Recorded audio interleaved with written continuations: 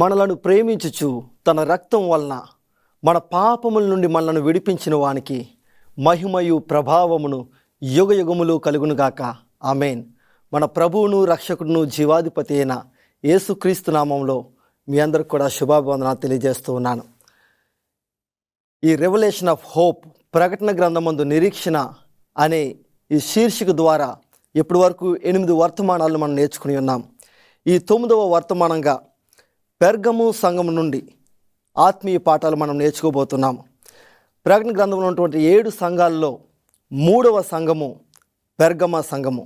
ఈ పెర్గమ సంఘం గురించి మనం నేర్చుకుని చుండగా పరిశుద్ధాత్మ దేవుని సహాయం కొరకు వేడుకొని మనము ఈ యొక్క వాక్య ధ్యానాంశంలోనికి వెళ్దాం. పరిశుద్ధుడా, ప్రేమగల మా తండ్రి, మీ దీనదాసుని నేను మీ పక్షం నిలబడి మాట్లాడినగా మానవ మాత్ర తలంపులు మరుగుపరిచి మీ పరిశుద్ధాత్మతో నన్ను అభిషేకించి మీరే మా అందరితో మాట్లాడమని ప్రార్థిస్తున్నాం తండ్రి. ఈ యొక్క వాక్యాన్ని వీక్షిస్తున్న మీ బిడ్డలను, వారి కుటుంబములను ప్రత్యేక రీతిలో ఆశీర్వదించమని, మీ వాక్యం ద్వారా ఈ ప్రకటన గ్రంథంలో ఉన్నటువంటి సత్యాలను మాకు బోధించి మమ్మల్ని మీ రాజ్యం కొరకు సిద్ధపరుస్తూ అనేక మందిని సిద్ధపరిచేవారుగా చేయమని యేసుక్రీస్తు నామపేట మిక్కిలి వినయపూర్వకంగా అడిగి వేడుకొంచున్నాం పరమ తండ్రి. ఆమేన్. ప్రియులారా, గత కార్యక్రమంలో పెర్గము సంఘం నుండి మొదటి భాగాన్ని మనం నేర్చుకుని ఉన్నాం. ఆ పెర్గము పట్టణంలో జియస్ టెంపుల్ ఉందని, లైబ్రరీ, అతిపెద్ద లైబ్రరీ, 2 లక్షల పుస్తకాలు కలిగినటువంటి లైబ్రరీ ఉందని, మెడికల్ కాలేజ్ ఉందని, ఇలా వారికి ఉన్నటువంటి ఆ యొక్క సౌఖ్యాలన్నిటిని బట్టి వారెంతగానో గర్వించారని, అయితే వారికి ఉన్న గర్వాన్ని బట్టి ఆఖరికి కొంతకాలానికి ఆ యొక్క పట్టణము నాశనం అయిపోయింది. ఈనాడు అది శిథిలమైపోయి ఉన్నది.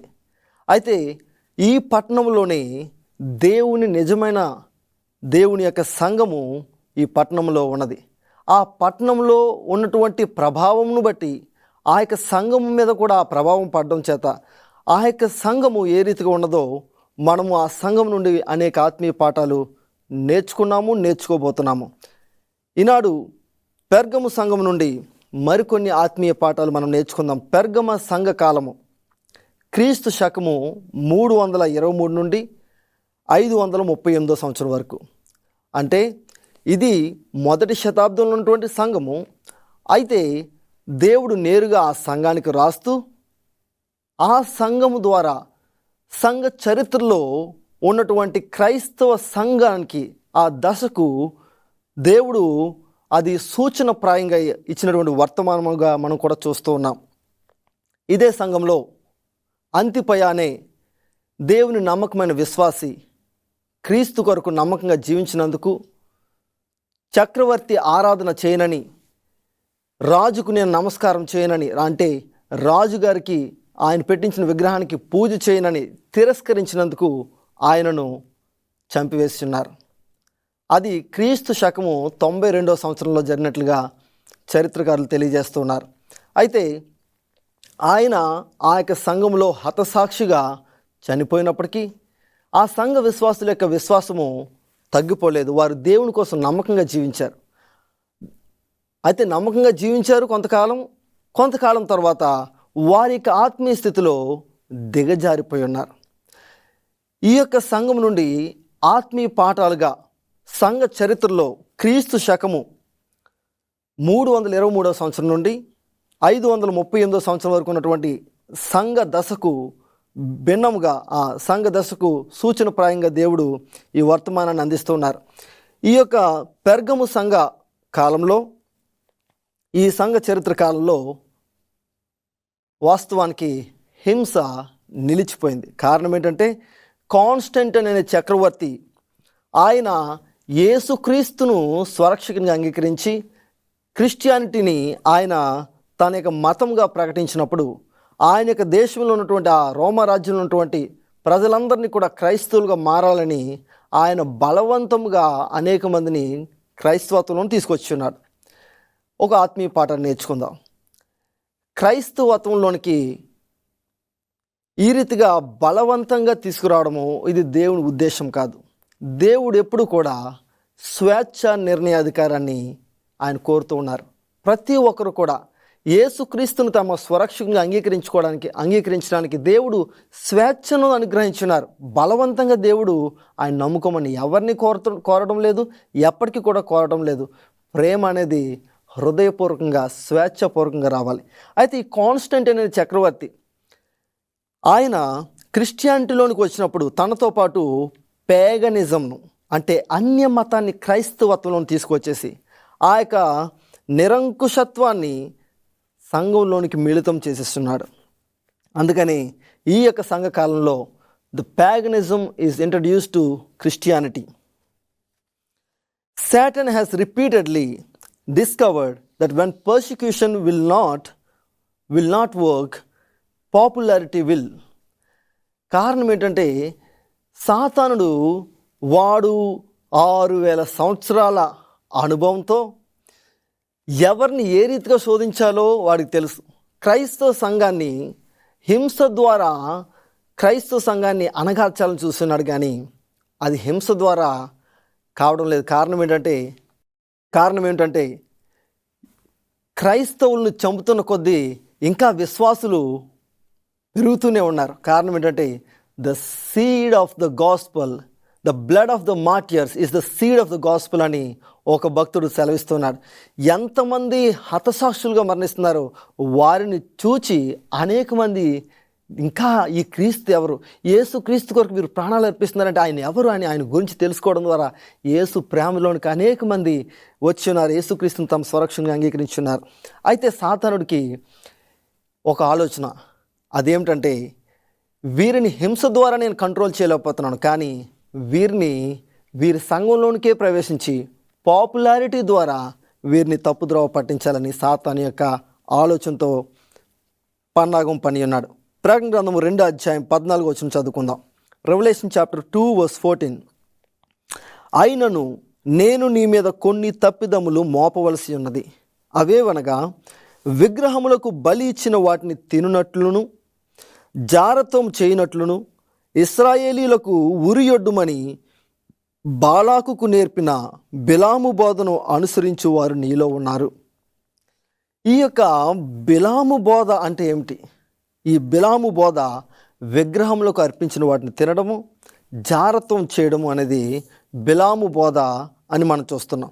అదే రీతిగా దేవుడు ఏమంటున్నారంటే బిలాము బోధను అనుసరించి వారు నీలో ఉన్నారు, అదే రీతిగా నికులాయితుల బోధను అనుసరించి వారు నీలో ఉన్నారు. Revelation chapter 2:15. ప్రకటన గ్రంథము 2:15.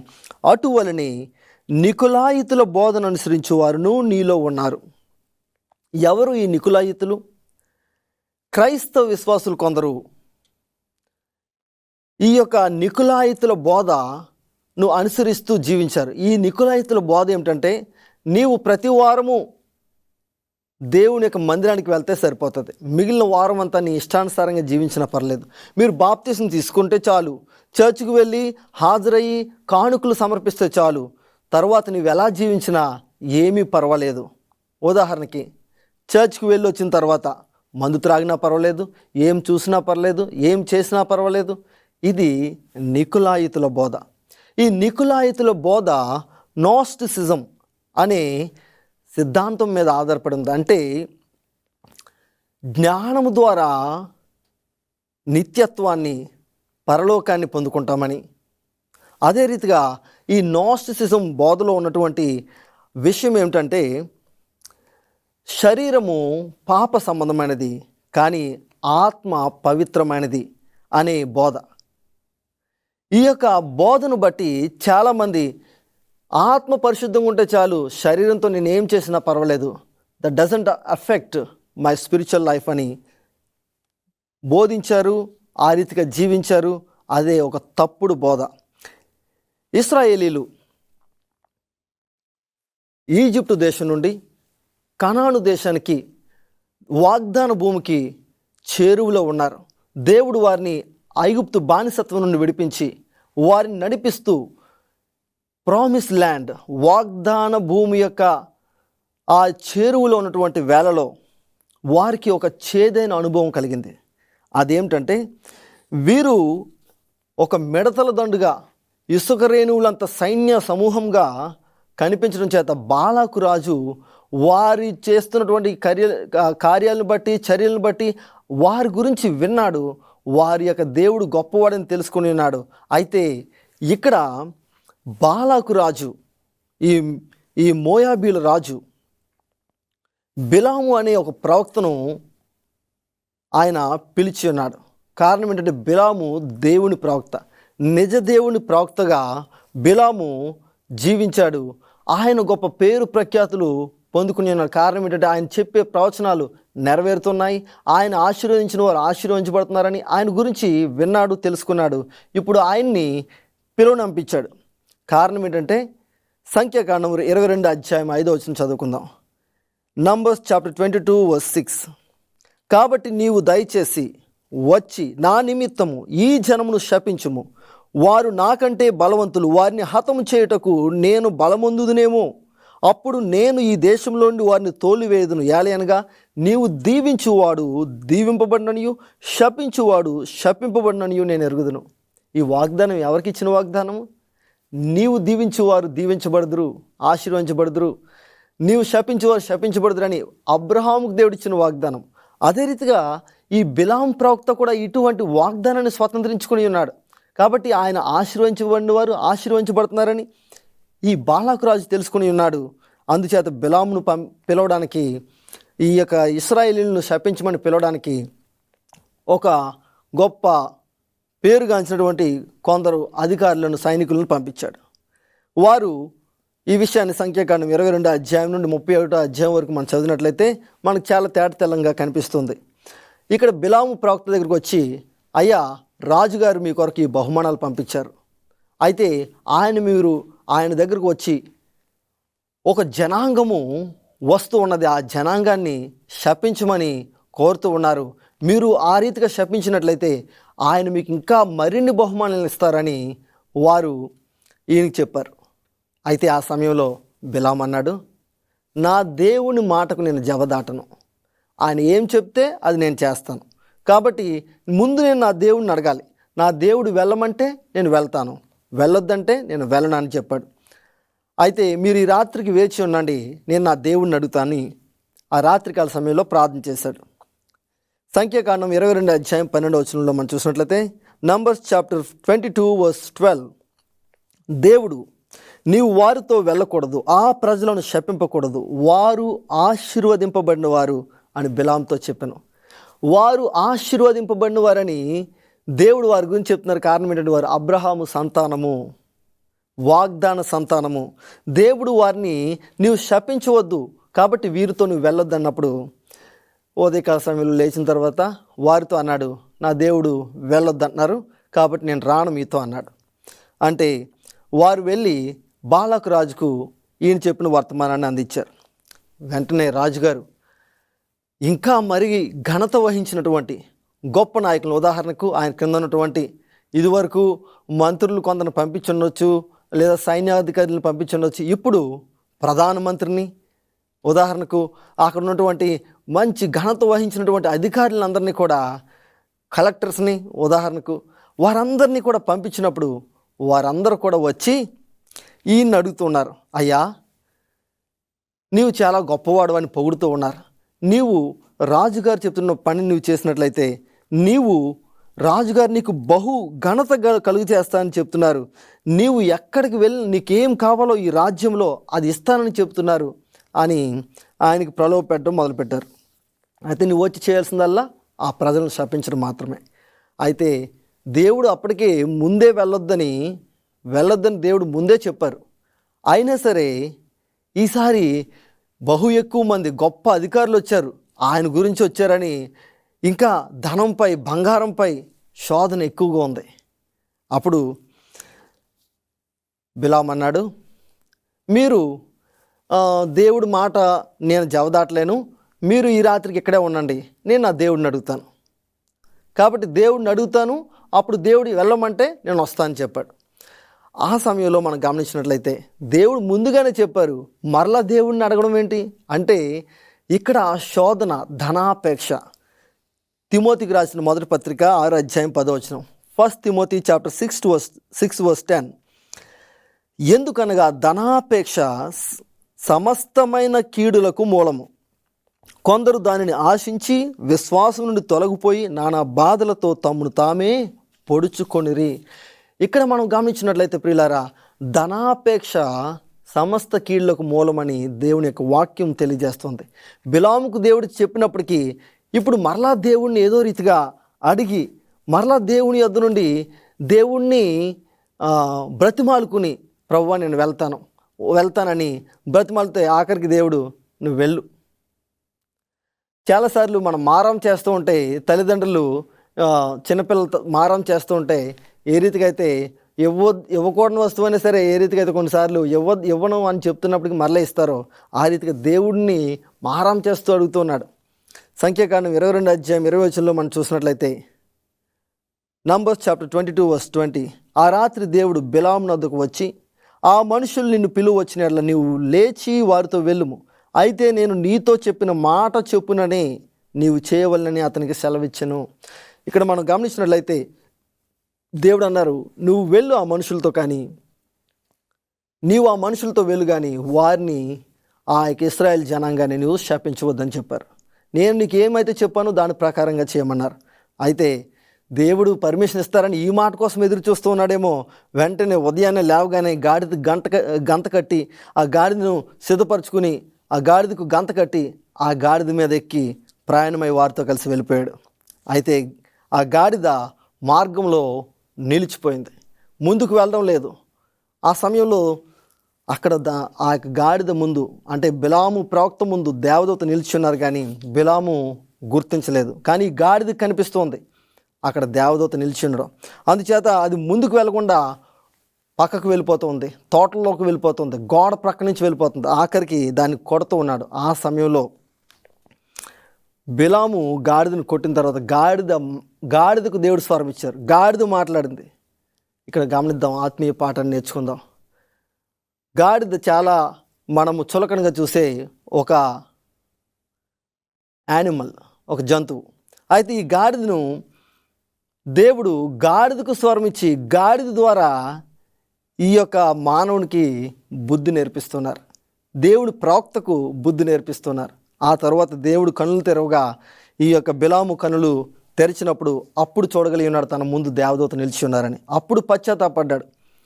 చాలాసార్లు ఆ గాడిదైనా ఆ దేవదూతను చూడగలిగింది, కానీ ఒక ప్రవక్త ఉండి ఆయన దేవదూతను చూడలేనటువంటి రీతిలో మనోనేత్రాలకు గ్రుడ్డితనం కలిగినట్లుగా మనం చూస్తున్నాం.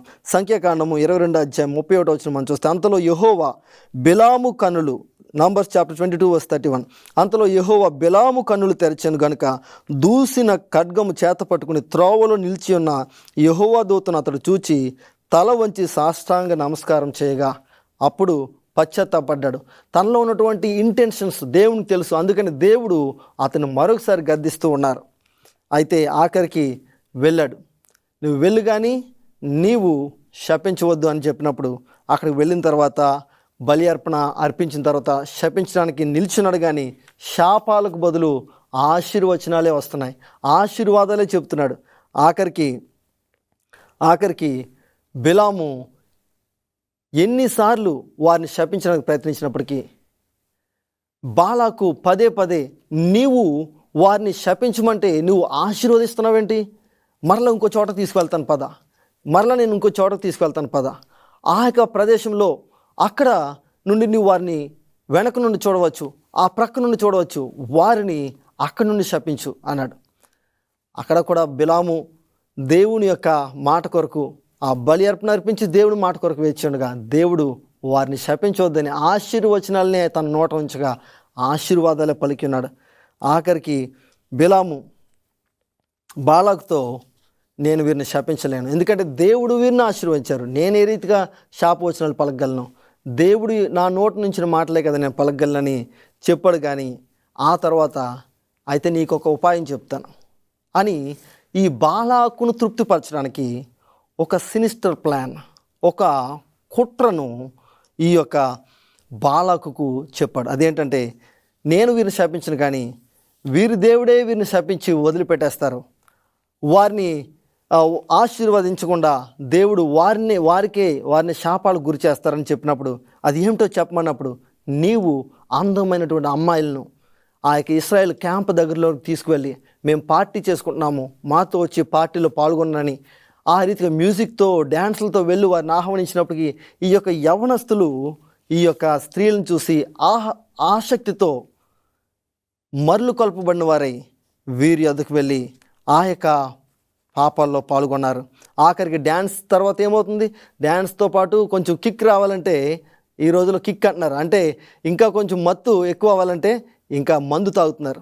మందు తాగిన తర్వాత ఉత్సాహంతో డ్యాన్సులు వేస్తూ ఆఖరికి వాళ్ళు ఈ యొక్క ఈ స్త్రీలు వారిని వ్యభిచారంలోకి నడిపించేశారు.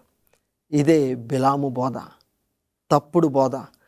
ఈ యొక్క విషయంలో మనం నేర్చుకోవాల్సిన ఆత్మీయ పాఠం ఏంటంటే బిలాము బోధ విగ్రహాలకు అర్పించిన వాటిని భుజించడము, జారత్వం చేయనట్లు, అంటే వివాహం కాకముందే ఒక పురుషుడు ఒక స్త్రీతో లైంగిక కార్యకలాపాల్లో పాల్గొన్నట్లయితే అది జారత్వం, దేవునికి హేయమనేది. అయితే ఇక్కడ మనం చూసినట్లయితే దేవుడు ఇదే తప్పును వీరి మీద మోపుతూ ఉన్నారు. కారణం ఏంటంటే వీరు ఈ బిలాము బోధను అనుసరించే వారు చాలామంది ఉన్నారని దేవుడు చెప్పి బాధపడుతున్నారు. ఆఖరికి ఇటువంటి చెడు ఆలోచన ఇచ్చినటువంటి ప్రవక్త అయినటువంటి బిలాము గత ఏమైంది? సంఖ్యాకాండం 31 అధ్యాయం 8వ వచనం, నంబర్స్ చాప్టర్ 31:8, చంపబడిన ఇతరులుగాక మిద్యాను రాజులను, అనగా మిద్యాను 5 రాజులైన ఏవిని, రేకే, ఈ రీతిగా చూస్తే బెయోరు కుమారుడైన బిలామును కూడా ఖడ్గంతో చంపారు. ఎందుకంటే ఈ యొక్క ఇశ్రాయేలీలు పాపంలో పడడం ద్వారా దేవుడు వీరి మీదకి తెగులు పుట్టించక 24,000 మంది చనిపోయారు. అందుచేత వారు పశ్చాత్తాపడిన తర్వాత దేవుడు వారిని క్షమించిన తర్వాత వీరికి బలం అనుగ్రహించిన తర్వాత మరలా వెళ్ళి ఈ యొక్క మిద్యానీయులను ఆ యొక్క మోయాబీలను నాశనం చేస్తున్నారు. ఆ సమయంలో దేవుని ప్రవక్తగా ఒకప్పుడు పిలువబడినటువంటి ఈ ప్రవక్త ధనాపేక్ష లోబడడం చేత ఆయన కూడా చంపబడ్డాడు. ప్రకటన గ్రంథం 2వ అధ్యాయం 16వ వచనంలో దేవుడు అంటున్నారు, రెవల్యూషన్ చాప్టర్ 2:16, కావున మారు మనసు పొందుము, లేని ఎడల నేను నీ యొద్దకు త్వరగా వచ్చి నా నోటి నుండి వచ్చు ఖడ్గం చేత వీరితో యుద్ధం చేసేదను అని దేవుడు సెలవిస్తున్నారు. కాబట్టి మారు మనసు పొందమని దేవుడు పిలిపిస్తూ ఉన్నారు.